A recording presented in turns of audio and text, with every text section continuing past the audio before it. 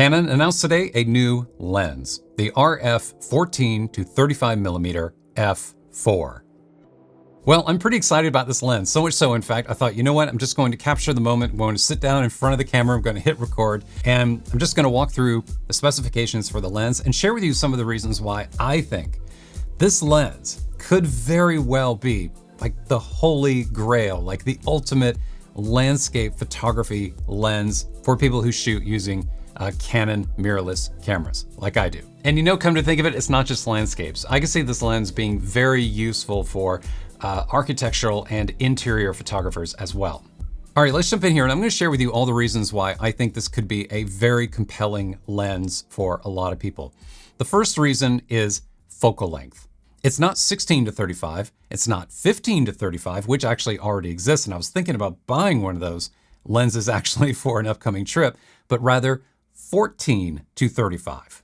And it wouldn't surprise me at all if there are photographers out there, maybe you watching this video, who needed something wider than 16 millimeters, and so you went out and bought a separate 14 millimeter lens. Well, with this lens, Canon has effectively not only covered the 16 to 35 millimeter focal length range, but they've also just kind of nudged their way into ultra super wide angle by supporting 14 as well. And what's going to be interesting to see is how well this lens performs with vignette and distortion at 14 millimeters, because there is going to be a fair amount of both at that focal length. There always is.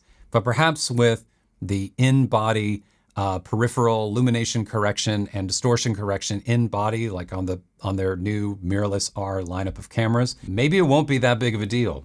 I mean, maybe digitally it's going to be corrected in a way that wasn't possible before, and we may be able to get really clean, really sharp results out of it. I hope. It'll be really interesting to see. Second reason I think the RF 14 to 35 millimeter is compelling, and this actually dovetails into the first point about focal length, is the fact that this 14 to 35 has a 77 millimeter circular threaded filter mount on the front. And this is important to point out because normally at 14 millimeters, you have to go out and buy specialized hardware. You have to go out and buy specialized filters because of the shape of the glass on the front of the lens. They can't support a circular threaded filter, whereas this 14 to 35 millimeter will. Third reason, aperture. The RF 14 to 35 millimeter has a maximum aperture of f4. Now, f4 is typically, creatively speaking, not something to get all that excited about, right? I mean, pretty much everyone would prefer to have a larger aperture lens, something like f2.8. But remember, well, at least historically with a lens like this 16 to 35 millimeter here, this is an f4.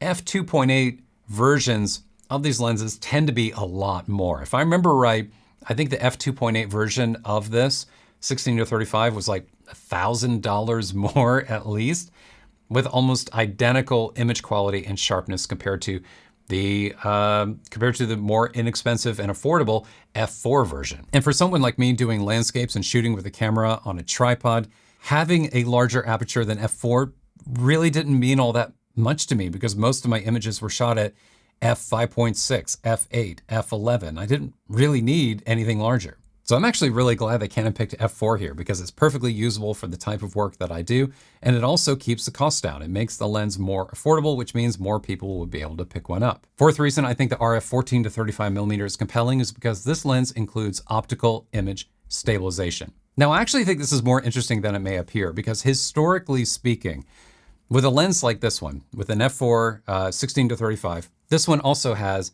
optical image stabilization. So there's nothing new there. But what's different is that I used to use this lens on a Canon 5D Mark IV DSLR, which did not have any kind of in-body image stabilization. So the only stabilization that you would get when shooting handheld was on the lens. But now that we have the new line of R mirrorless cameras like the R5 and this R6 here, these cameras have built-in in-body image stabilization. And the unique thing about how they work is the fact that the in-body and the optical, they work together to stabilize your image and provide more sophisticated image stabilization than optical image stabilization alone. Part of the reason why I would imagine a number of people have bought f2.8 lenses in the past is because that larger aperture, I mean, yes, creatively, it not only gives you increased depth of field and bokeh, and all that all that good stuff, but also because more light is able to get into the lens, which makes it possible to get sharper images when shooting handheld.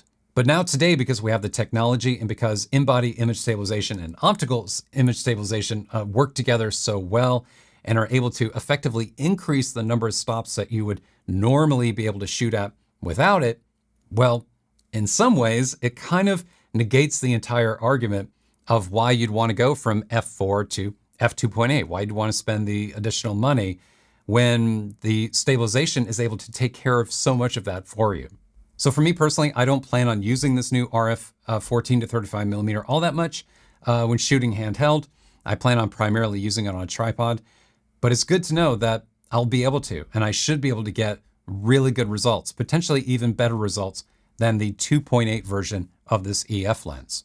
Fifth reason, size and weight. This new RF 14 to 35 millimeter lens is smaller and lighter than this EF 16 to 35 millimeter lens, which means it's going to take up less room in your backpack. It's going to add less weight, which will be great for people like me who do primarily do landscape photography, people carrying around gear in a backpack when you're hiking and all that kind of stuff. Smaller and lighter is always better.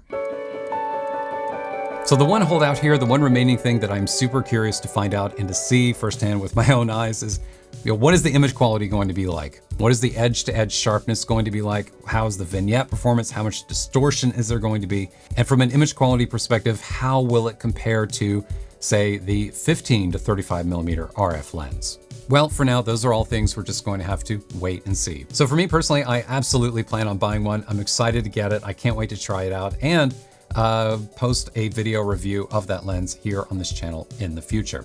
By the way, if you would like to get your hands on one as well, if you would like to pre-order the RF 14 to 35 millimeter, there is a link below in the video description that I would appreciate you using, because that is an affiliate link, which means I would receive a small credit in return for your purchase at no additional cost to you. And that credit goes directly towards supporting the content that you see here on my channel. Speaking of my channel, if you've never been here before, if this is your first time here, I primarily shoot photos and videos using a Canon R5 and R6. And so as a result, I end up making a lot of videos about the R5 and the R6 and about accessories for the R5 and the R6. For example, I did a recent video about adapters. I've also made videos about accessories as well. I'll put a link up here to a playlist of R5 and R6 related videos here on my channel if you'd be interested in checking that out. So I would love to know, what do you think of the RF 14 to 35 millimeter? Are you as excited about it as I am? Or are you not? Or is there something about it that you're not thrilled about and you plan on skipping it? Please feel free to leave a comment below. I would love to hear your feedback, and I'm sure other people following my channel would as well. That's it. I appreciate your time and attention. Thanks for being here. I'll see you next time.